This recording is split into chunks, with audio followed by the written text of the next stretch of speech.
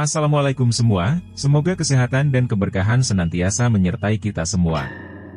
Pada kesempatan kali ini, saya akan mempersembahkan sebuah cerita yang ditulis oleh Dioseta berjudul, Santet Balung Ireng. Sebelum kita memulai cerita tersebut, alangkah baiknya untuk memberikan dukungan dengan cara like, komen, dan subscribe. Dukungan dari kalian sangat berarti bagiku dan akan menjadi motivasi bagi saya untuk terus membawakan cerita-cerita yang menarik lainnya. Dan jangan lupa mampir di Twitter Dioseta, untuk cerita-cerita horor yang lebih seru lainnya. Kemenangan Trah Mangkubirawa di Perang Rojopati harus dibayar dengan kematian Raden Arya dan kedua anaknya. Santet Balung Ireng menjadi pilihan Karjo untuk membalaskan dendamnya. Baiklah kita mulai ceritanya. Dendam yang mendalam menciptakan kegelapan yang tak berujung, namun ketika kegelapan itu semakin pekat, ketakutan merasuk ke semua asa yang bahkan dapat dirasakan oleh kegelapan itu sendiri. Kepergian Raden Arya Mangkubirawa dan kedua anak bungsunya meninggalkan kepedihan bagi ke-10 anaknya. Sebuah kesalahan fatal yang seharusnya tidak harus terjadi seandainya mereka lebih waspada. Santet Balung Ireng. Hanya dengan sebuah kalimat yang dikatakan oleh Karjo, seluruh pusaka keramat milik ke-10 Rojo bergetar seolah tidak ingin terlibat dengan santet itu. Ke-10 Ingon yang sudah berumur ratusan tahun sangat mengerti mengenai kengerian santet ini dan resiko yang terjadi setelahnya. Namun perintah Karjo mutlak. Tidak ada satupun saudara yang menentang keputusannya apalagi para abdi yang mengikuti mereka. Pada saat keadaan semakin mencekam, rumah waras mengeluarkan titah untuk warga agar selama 30 hari, semua warga dilarang beraktivitas di luar rumah. Semua kebutuhan hidup akan ditanggung para rojo dan disalurkan oleh para abdi yang ditugaskan. Setiap rumah diberi kembar mayang yang telah disediakan oleh rumah waras untuk melindungi warga dari kemungkinan buruk yang akan datang. Hari ini tepat 7 hari setelah titah disampaikan, sudah dipastikan tidak ada warga yang keluar dan melanggar perintah dari rumah waras. Selama 7 hari itu pula langit begitu gelap dan awan mendung tidak pernah berhenti menyelimuti desa. Para rojo sudah menyelesaikan persiapan masing-masing dan segera mengurung diri di rumah waras. Setelah ini sama sekali tidak ada yang diizinkan untuk keluar dari rumah waras apapun alasannya. Malam ini adalah persiapan terakhir, para rojo memakai pakaian kebesarannya dan mempersiapkan ke-10 pusaka yang telah diruat. Di malam inilah Karjo melakukan tirakat terakhir untuk mempersiapkan jiwa dan raganya serta mengumpulkan ke-10 Ingon yang masih tersisa. Saat itu semua rojo tanpa terkecuali memegang pusakanya dan membacakan mantra pemanggil. Angin bertiup kencang di sekitar rumah waras. Hawa dingin yang tidak biasa dapat dirasakan hingga beberapa kilometer dari tempat itu. Tak lama setelahnya ke-10 Ingon kebanggaan Trah Mangkubirawa telah hadir di sisi pusaka masing-masing. Jenengan saya panggil ke sini tentu sudah tahu maksud saya, ucap Karjo kepada ke-10 Ingon yang berkumpul di sekitar ke-10 rojo. Seluruh Ingon merespon dengan anggukan sopan ke arah Karjo. Malam ini saya ingin meminta restu untuk apa yang akan kita lakukan besok, lanjut Karjo yang segera direspon dengan majunya ke-4 Ingon yang paling tua dan paling kuat di antara ke-10 Ingon keluarga Mangkubirawa. Ke-4 Ingon itu adalah Kiranu dari pusaka Ronggolewu milik Broto, Patih Gadang Ireng dari pusaka Rogonyowo milik Marji, Patih Mahareksa dari pusaka Batara Abang milik Warjo dan terakhir adalah Raden Jaya Dwipa dengan pusaka Keris Ireng milik Karjo sendiri. Santet Balung Ireng adalah santet yang memiliki resiko besar. Semakin kuat Ingon yang menjadi medianya diharapkan dapat memperkecil kemungkinan untuk gagal dan mengurangi resiko yang diakibatkan. Le, kamu yakin akan menunaikan santet Balung Ireng ini? Bayaran yang harus kamu tanggung sangat besar. Ingon dari pusaka Karjo, Raden Jaya merasa khawatir dan mencoba memperingati Karjo. Namun bukannya menjawab, Karjo malah mengeluarkan sebuah lembaran yang dibuat dengan kulit hewan. Di atasnya tertulis untaian aksara rumit yang ditulis menggunakan darah Karjo dan 9 saudaranya yang menanggung santet ini. Ini, kami sudah mempersiapkan ini sebagai bayarannya, ucap Karjo di hadapan ke-10 Ingon.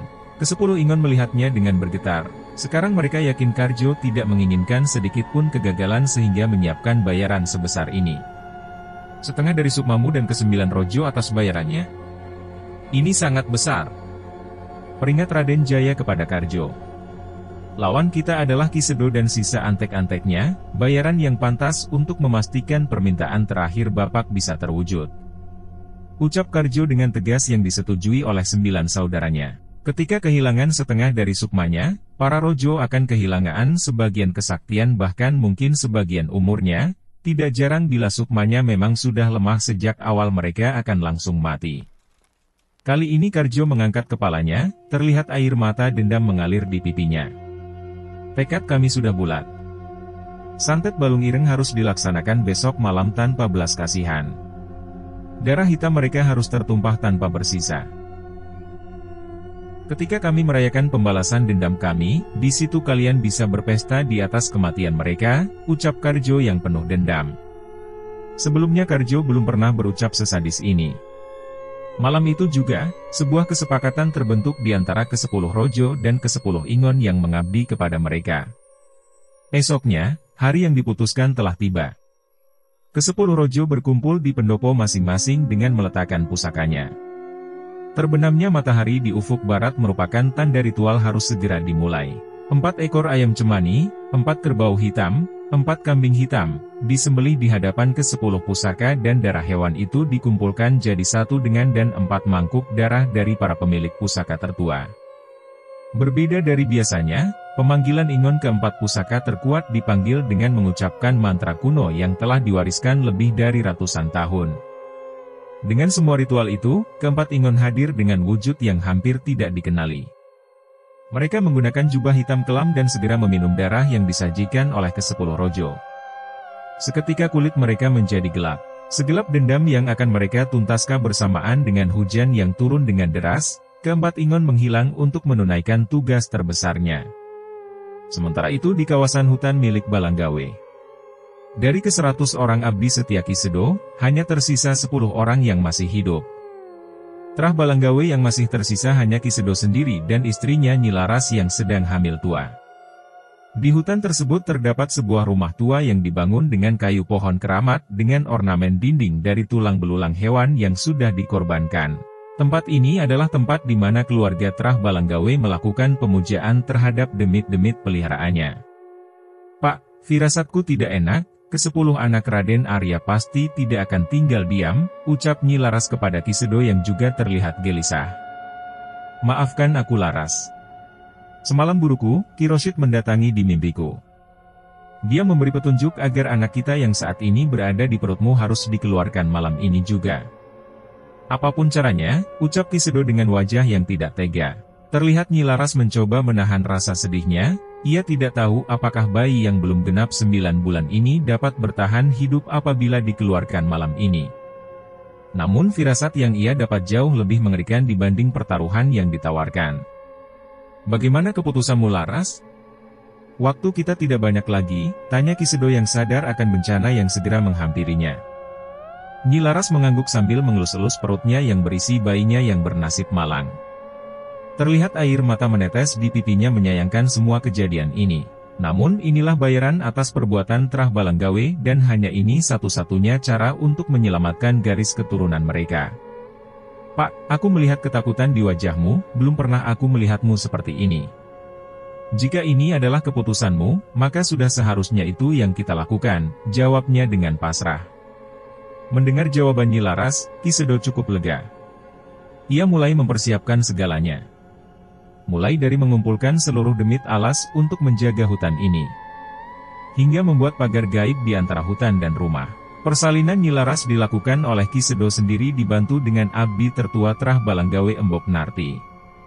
Embok, setelah berhasil mengeluarkan anak ini, segeralah lari sejauh mungkin. Namun tinggalkan ari-arinya di tempat ini, jelas Ki Sedo pada abdinya itu. Embok Narti mengerti, segera mereka melakukan persalinan yang berjalan dengan lancar dan cukup cepat.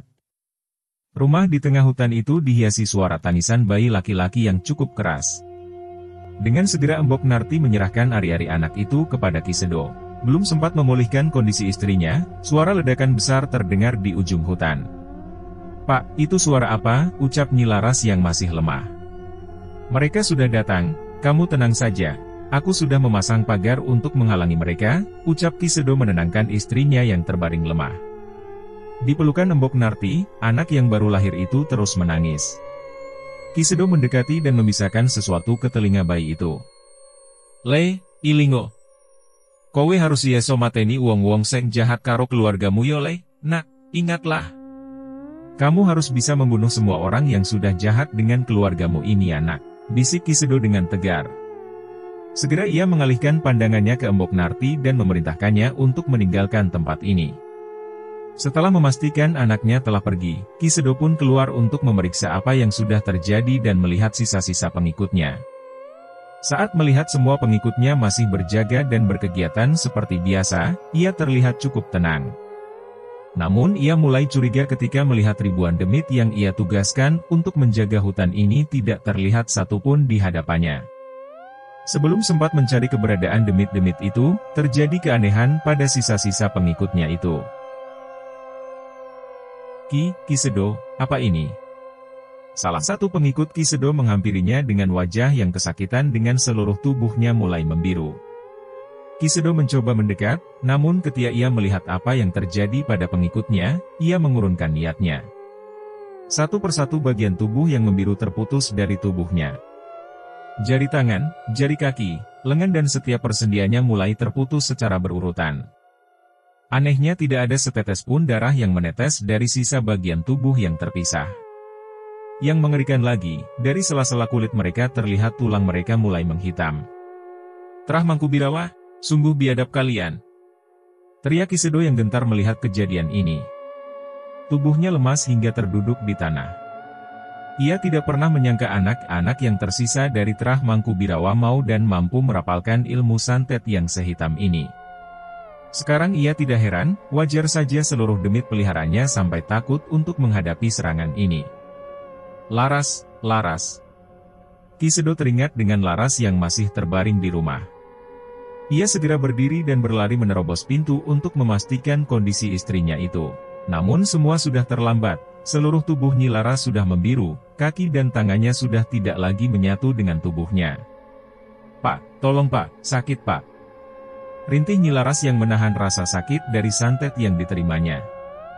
"Bertahan Laras, aku akan mencari cara menghentikan santet ini," ucap Kisedo. Sebuah ilmu dirapalkan oleh Kisedo, beberapa jenis kembang yang selalu tersedia di rumah itu ditaburkan di tubuh Nyi Laras. "Tolong!" ucapan Nyi Laras menggema di telinga Kisedo. Dengan kondisi ini, hampir tidak ada lagi yang bisa ia lakukan terhadap istrinya itu. Di tengah keputusasaannya, suara menggelegar terdengar hadir di halaman rumah itu. Kisedo menghapus air matanya, mengambil pusaka keris putu barong miliknya dan bersiap keluar menghadapi makhluk yang datang di wilayahnya itu. Keempat ingon terkuat milik keluarga Karjo sudah bersiap di depan untuk membalaskan perbuatan Kisedo terhadap Raden Arya dan kedua anaknya. Dengan segera Kisedo menghunuskan kerisnya ke langit dan merapalkan mantra kuno pemanggil ingon tertua dan tersakti yang dimiliki oleh Trah Balanggawe untuk menandingi keempat makhluk di hadapannya. Suara guntur menggelegar, angin bertiup dengan kencang, namun tak terlihat satupun sosok makhluk yang memenuhi panggilannya. Kisedo merasa heran, namun sebelum sempat merapalkan mantranya lagi, terdengar suara menggema di hutan yang hanya bisa didengar oleh Kisedo. "Hahaha, tidak ada gunanya, nyawamu sudah di ujung tanduk, tidak ada untungnya kami membantumu saat ini." Itu adalah suara Ki Bathur Ijo ingon paling tua dan sakti milik Balanggawe. "Ki Bathur Ijo, apa maksudmu? Kau mau berkhianat dengan Trah Balanggawe yang telah mengikat perjanjian denganmu?" teriak Kisedo mencari penjelasan. "Berkhianat? Tidak Kisedo, aku akan membalaskan dendamu, saat ini aku akan mengikuti anakmu dan memastikan ia akan siap untuk menerima tugas pembalasan dendam ini." Jelas Ki Bathur Ijo yang masih menolak untuk membantu Kisedo.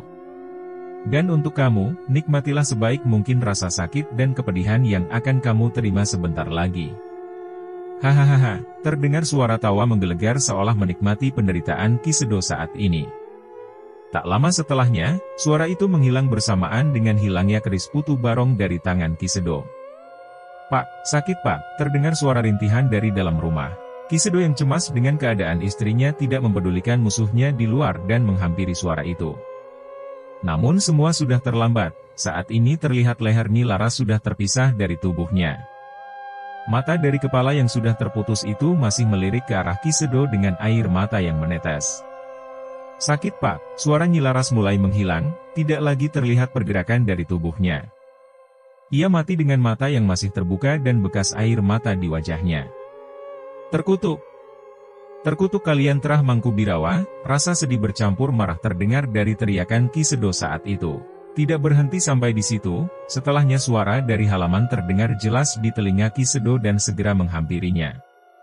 Itu adalah suara yang muncul dari kepala anak buahnya yang telah terpisah dari badannya meminta pertolongan. Ketakutan yang amat sangat mulai menghantui perasaan dirinya, suara-suara itu terus bergema di telinganya sampai akhirnya tanpa sadar ia melihat tubuhnya juga mulai membiru. Rasa sakit mulai menjalar, ia mulai merasakan seluruh bagian tubuhnya seolah tertarik mencoba lepas dengan sendirinya dari tubuhnya. "Bajingan kalian, harusnya ribuan demit yang kukumpulkan cukup untuk menghabisi kalian," teriak Ki Sedo yang masih berharap demit-demit pengikut-pengikutnya masih bisa membantunya. "Kakek tua bodoh! Kami ini bukan demit, kami ini berasal dari berbagai macam kerajaan, dan tidak sedikit dari kami adalah para panglima yang pernah menaklukkan lebih dari puluhan kerajaan. Jangan bandingkan kami dengan demit-demit cecunguk andalanmu itu," ucap Raden Jayadwipa yang memastikan Ki Sedo Balanggawe sebagai orang terakhir yang menerima santet Balung Ireng sekaligus memusnahkan Terah Balanggawe di rumah itu. Tak terasa, 15 tahun berlalu, udara panas di tengah malam membuat seorang anak muda terbangun dari tidurnya di sebuah rumah. Rumah itu adalah rumah yang tidak sengaja ia temui saat kabur dari rumah majikannya. Saat ia keluar kamar terdengar suara seperti ada seseorang di dalam rumah itu. Ia mencoba memperhatikan dengan husuk dan akhirnya menemukan suara itu berasal dari kursi goyang yang ada di teras. Pemuda itu berjalan keluar dan mendapati seorang pria tua tengah duduk sembari memainkan tongkatnya. Sejenak ia berpikir bahwa pria ini adalah pemilik rumah. "Sepurane Embah, kulo wes lancang masuk ke rumah jenengan tanpa izin." "Maafkan saya kakek, saya sudah lancang masuk ke rumah kakek tanpa izin," ucap pemuda itu. Namun bukannya mendapatkan jawaban, kakek itu malah tertawa keras dengan suara mengerikan. Bersamaan dengan tawa itu, terdengar juga suara tawa lain dari seluruh penjuru rumah tanpa dapat terlihat asal dari suara itu. Pemuda itu merasa ketakutan, ia berlari meninggalkan rumah itu dan terus berlari. Sepanjang jalan pelariannya, berbagai macam makhluk gaib berdiri berjejer seolah mengarahkan bocah itu. "Waktune wes teko, waktunya sudah tiba." Semua makhluk gaib yang ia lewati meneriakkan hal yang sama di telinganya. Pemuda itu berlari hingga kelelahan dan terbaring tak sadar di salah satu rumah warga di sebuah desa. Di pagi berikutnya pemuda itu terbangun, kali ini di depannya terdapat berbagai macam makanan dan seorang wanita yang sudah berumur. Ia memaksakan dirinya untuk duduk dan mencoba memberi salam. Namun sebelum sempat berbicara, wanita itu membuka pembicaraan terlebih dahulu. "Kamu asalnya dari mana, Le? Kok ibunda pernah lihat kamu di sekitar sini?" tanya wanita yang menjaganya sambil menyelesaikan jahitan pada selendang yang ada di tangannya. "Saya dari Dusun Ngalor Ibu, saya kabur dari rumah majikan saya setelah tidak kuat atas siksaannya," jelas pemuda itu. "Saya dikejar oleh preman suruhannya hingga tersesat di hutan." Mendengar ceritanya, wanita itu meletakkan jahitan di tangannya dan mulai memperhatikan si pemuda. "Kasihan kamu, Le, terus bagaimana kamu bisa sampai ke sini?" Sekali lagi wanita itu mencoba mencari tahu asal-usul pemuda itu. "Di hutan saya tersesat di sebuah rumah, saat terbangun sudah ada banyak demit di sana dan mulai mengejar saya hingga akhirnya terhenti di sini dan kehilangan kesadaran." Wanita itu berpikir sejenak, dia mengingat pelindung gaib yang dia pasang di rumahnya. Mungkin itu yang membuat pemuda ini selamat dari kejaran demit-demit itu. "Mohon maaf apabila saya sudah lancang masuk ke rumah ini, saya izin pamit Ibu," ucap pemuda itu yang terlihat merasa tahu diri. Sebelum sempat meninggalkan tempatnya, wanita itu menahannya. Sudah, gak usah minta maaf, kamu di sini dulu aja, tempat sini aman buatmu. Kalau kamu mau, kamu bisa membantu mengurus ternak milik keluarga saya." Wanita itu mencoba menawarkan kemungkinan terbaik untuk membantu pemuda itu. "Yang benar Ibu, matur suwun sanget, Ibu."